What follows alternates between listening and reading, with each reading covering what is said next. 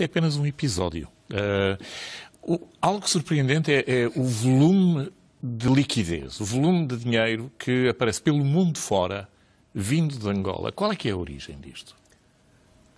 Temos primeiro que entender a natureza do país que hoje temos. Temos Angola hoje um país em paz, um regime autoritário e praticamente definido pelo poder pessoal de uma só pessoa, uma economia que cresce, e cresceu enormemente nos últimos tempos e produzindo liquidez, mas cuja economia hoje podemos caracterizar como um capitalismo anárquico e, sobretudo, dominado por uma pequena clique que não presta contas, não faz o exercício do Orçamento Geral do Estado de forma transparente e controlada, é verdade, e também uma estrutura social de alto risco, onde as desigualdades vão aumentando. Temos uma pequena clique que vai enriquecendo ilicitamente e de forma não justificada, não é verdade?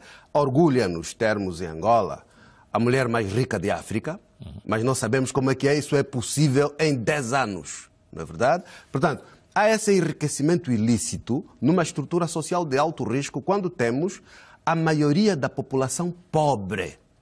Mais de 60% da população é pobre. Portanto, este é o país que nós temos hoje. Quando me fala numa elite restrita, estamos a falar de quantas pessoas? Portanto, há círculos. Há a elite dos bilionários. Bilionários? Bilionários, sim. Há a elite dos bilionários. É normal um país como o nosso, com a economia que tem, com os recursos, ter bilionários. Só não é normal serem bilionários de forma ilícita e não serem responsabilizáveis. Estamos a falar de quantas pessoas? Podemos ter aí em Angola 10, 12 bilionários. Depois temos os multimilionários em centenas de milhões. Depois temos os milionários das dezenas de milhões. E depois temos o cidadão comum que é pobre. Pobre no sentido da miséria, falta de água nos bairros de Luanda e em toda a cidade, falta de energia, falta de saneamento básico, falta de educação em condições, falta de saúde de forma adequada. Portanto, são esses os fatores principais. Eu não nego que há algumas áreas em que há progresso. Hoje pode-se circular razoavelmente, as estradas melhoraram, não é verdade? Pelo país. E pelo país. Em algumas áreas, um bocado mais difícil pelo leste do país. No leste do país ainda há precariedade, mas no centro e na faixa costeira melhoraram as estradas, vão melhorando os aeroportos, mas o problema é o desenvolvimento do betão que conta ou é o desenvolvimento humano, as pessoas, a qualidade de vida das pessoas, não é verdade? E, portanto, a governação, no fundo, visa criar condições para que as pessoas vivam de forma adequada. E eu penso que é ali onde as opções não têm sido suficientemente adequadas para que, de facto, os recursos do país sirvam fundamentalmente para a melhoria da qualidade de vida do cidadão. A origem de toda essa liquidez é quê? É fundamentalmente dos recursos do petróleo. Felizmente, Angola... Diamantes também? Maioritariamente do petróleo, que quase representa 80% do produto interno bruto, não é verdade? Portanto, houve uma conjugação de fatores em Angola que, em simultâneo, Angola subiu em termos de produção petrolífera e nos mercados internacionais o preço do petróleo subiu. Ao mesmo tempo que Angola conquistava a paz. Portanto, houve a conjugação de fatores positivos, úteis para Angola, que se nós, digamos, o governo, se tivessem primeiro uma visão de governação virada para o cidadão, se houvesse uma gestão criteriosa, se houvesse uma gestão transparente, para que os recursos, em vez de irem para os bolsos dos governantes, fossem fundamentalmente para melhorar a vida dos cidadãos, teríamos dado passos gigantescos. O Abel foi militar na UNITA, militou como elemento sénior no grupo de Jonas Savimbi durante longos anos e funda a Casa CE. Em que é que a Casa CE se distingue da UNITA em si? Por que é que a UNITA já não dava resposta política ao combate que queria fazer nesta altura? Primeiro, é preciso clarificar. Há os cidadãos que envolvem-se na vida política para servir o país. Haverá com certeza aqueles que envolvem-se na vida política para encontrar saídas para a sua vida pessoal. Portanto, o nosso conceito é servir o país, na verdade, contribuir para que o cidadão e o país evoluam. E nesses termos, os cidadãos aderem às organizações políticas, não pelas organizações políticas, é pelo país. Na verdade, as organizações políticas são o veículo para servirmos o país. E a nossa constatação é que Angola estava bloqueada em termos de transformações. Na verdade, o partido no poder hoje revela-se incapaz e sem vontade política para fazer as transformações profundas, para termos uma verdadeira democracia e não o autoritarismo encapotado, na verdade, para termos uma governação transparente, criteriosa e rigorosa. Por outro lado, nos outros segmentos que deveriam ser agentes para a transformação, perdeu-se fé. E por isso, um grupo de angolanos, dos vários segmentos, hoje na casa temos gente que veio do MPLA, gente que veio da UNITA, dos POCs, do PRS, portanto, cidadãos angolanos que acharam que era preciso trazer para Angola um fenômeno novo, que voltasse a dar esperança, dar fé e contribuir para que, de facto, a mudança possa ser um fenômeno real. Não é verdade? E é nesses termos que trouxemos isso para Angola em 2012. Em 4 meses de vivência da casa, não atingimos todos os objetivos. O primeiro objetivo era mexer com a vida política nacional. E eu penso que realizamos isso, trouxemos esperança, trouxemos fé naqueles segmentos que já não acreditavam. Hoje vamos fazer a transformação da casa, que é um fenômeno ainda urbano e de juventude, para ser um fenômeno de massas, mas maioritariamente de juventude, para protagonizar a mudança em 2017.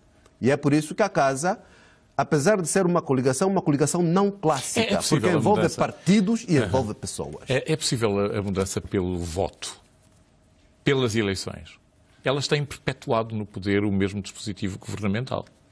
Eu considero que não há fenómenos imutáveis. O que é que vai ser diferente Tudo muda em 2017. Em 2017. O que é que vai ser diferente? Tudo muda na vida. Para nós, tendo em consideração o estado em que nós estamos, de pobreza na maioria da população, mais de 60% do cidadão é pobre, e não há sensibilidade da parte do governo, nem vontade política do regime de alterar esse estado de coisas. Primeiro, tendo em consideração a qualidade da governação, que é negativa, é caracterizada por falta de patriotismo, falta de rigor na programação, falta de sensibilidade para com o cidadão e falta de transparência na gestão dos recursos públicos, não é verdade? Tendo em consideração a imagem de corrupção, de excessiva longevidade de um regime que hoje já não representa a esperança dos cidadãos, a mudança é possível. E até porque o aumento da literacia na população juvenil também tem aumentado o nível de consciencialização. E à medida que nos vamos afastando do trauma do conflito, os cidadãos vão deixar de ter isso como referência, mas vão passar a exigir melhor qualidade da vida. E todos esses fatores vão concorrer para que a mudança seja possível. Por outro lado, reconheço que temos tido até aqui uma qualidade dos processos político-eleitorais negativa. Mas não é possível perdurar isso tudo assim em todo o tempo. O que significa? Entre as eleições de 2008 e as eleições de 2012, temos que reconhecer houve evolução qualitativa na organização, mas não houve evolução qualitativa na justeza, na liberdade e na transparência. De 2012 a 2017 não vai ser possível continuar, também terá que haver evolução. E se nós conseguirmos ter eleições autárquicas, eventualmente o regime vai perder o domínio total que tem sobre o poder local. Que tem, não é verdade? Neste momento. E nessa altura também deixará de ter a capacidade de fazer fraude nacional. Há um setor particularmente delicado em qualquer sociedade, mas particularmente em Angola, e eu falei há bocado na sua carreira militar. Leem-se notícias de descontentamento grande nas Forças Armadas angolanas. Sabe-se da criação de exércitos privados e de agências de segurança que substituem uma organização nacional. dificuldades, por exemplo, de vida dos próprios militares angolanos e gente com credenciais na luta armada contra a potência colonial, que era Portugal na altura.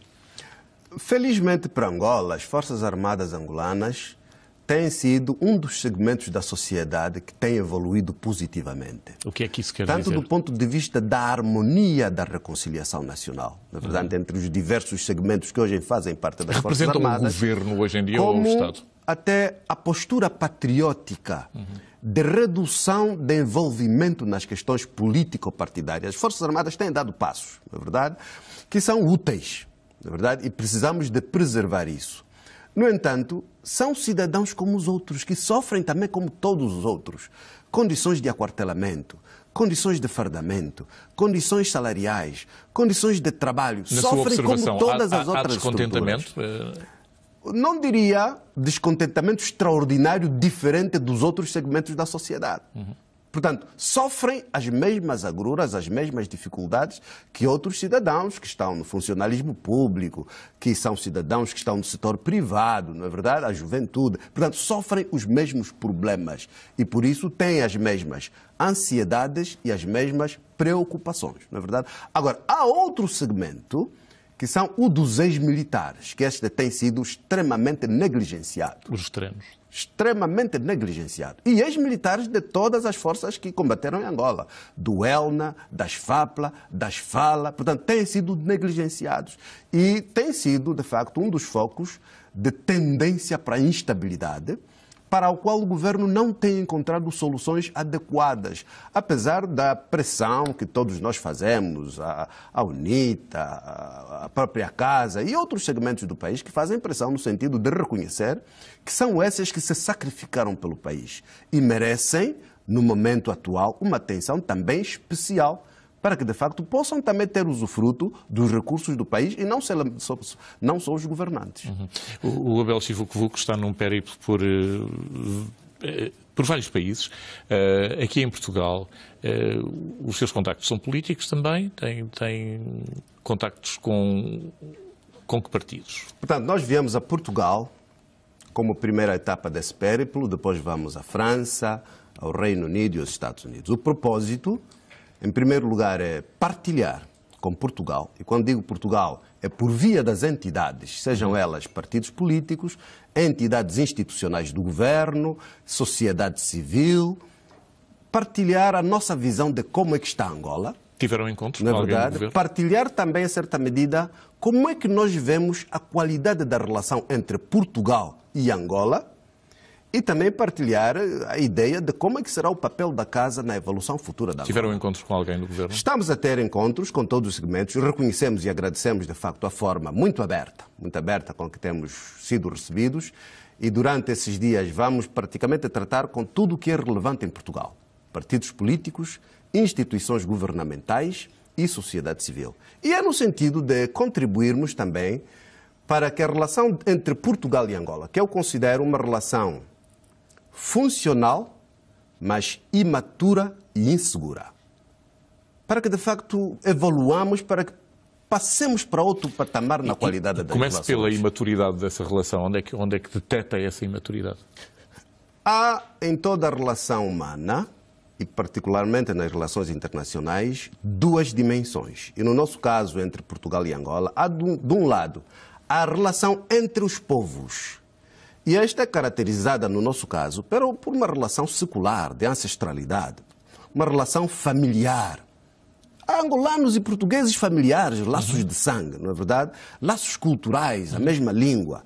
E hábitos, costumes, portanto. E essa relação tem uma dimensão de perenidade, que os dois Estados devem valorizar no sentido de terem um impacto positivo na outra dimensão das relações, não é verdade? E a outra dimensão é a relação entre os Estados, que nesse caso são mais definidas pelos governos. E ali entram, de um lado, os elementos circunstanciais. E no nosso caso, os elementos circunstanciais, alguns têm característica propiciadora de tensões contínuas entre Portugal e Angola. Há depois os interesses, e neste nosso caso, os interesses são muito mais definidos pela relação econômica, que apesar de ser complementar, porque nós não somos competidores, o que Angola produz e vende, Portugal não produz e vende. O que Portugal produz e vende, Angola não produz. Portanto, temos uma relação que seria de complementariedade. Mas que nos últimos tempos tem ganho uma dimensão em que Portugal vai sendo visto como o refúgio dos recursos financeiros ilícitos de Angola. Ilícitos. Lícitos e ilícitos. Era espaço de refúgio, o que não acontece nos Estados Unidos, por exemplo. Nós tivemos anos em que fluxos financeiros que iam para mais tolerância por parte das autoridades. Fluxos financeiros que iam para os Estados Unidos eram bloqueados pelas autoridades. Até chegamos a ter as contas bancárias das nossas embaixadas e consulados nos Estados Unidos bloqueados. Porque os Estados Unidos não permitem. Mas Portugal é o espaço de refúgio desses fluxos financeiros lícitos e ilícitos. E aí que ao mesmo tempo há que haver uma intervenção. Servem de fator que Angola utiliza como fator de condicionamento da postura política de Portugal, levando Portugal à subserviência. Na verdade, portanto, é uma relação que eu considero imatura e insegura, quando podíamos estabelecer entre Portugal e Angola, por causa das dimensões da relação entre os povos, uma relação mais madura, mais segura, mais séria e mais profunda. Mas que isso tudo depende também da qualidade dos regimes. Quando se trata de uma relação entre o regime democrático e um regime autoritário, obviamente vai haver fatores propiciadores de tensão entre os dois lados. Não é verdade? Quando há os desequilíbrios no conceito de governação. Por exemplo, reconhecemos todos que Portugal vive um momento diferente. Mas nós, em Angola, estabelecemos a percepção de que Portugal está em crise. Quem está em crise é Angola. Portugal está em crise porque, por um lado, os governantes têm a obrigação de ter a sensibilidade de resolver os problemas do cidadão, porque se não o fizerem, perdem as eleições. E, por outro lado, o cidadão tem consciência dos seus direitos e é reivindicador. É esse o fator da crise.